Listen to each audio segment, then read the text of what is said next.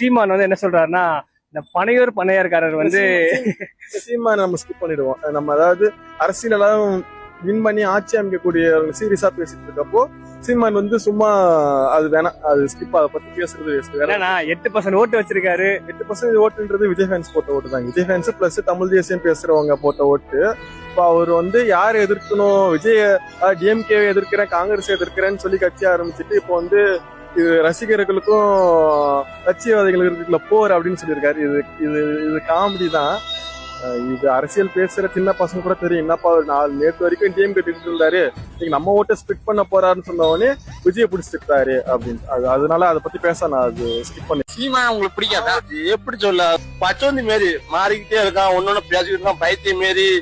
அவரெல்லாம் கட்சியிலேயே இருக்கக்கூடாது. அவரெல்லாம் இருக்காரா இன்னும் கட்சியில? இருக்காரு. எனக்கு தெரியாது.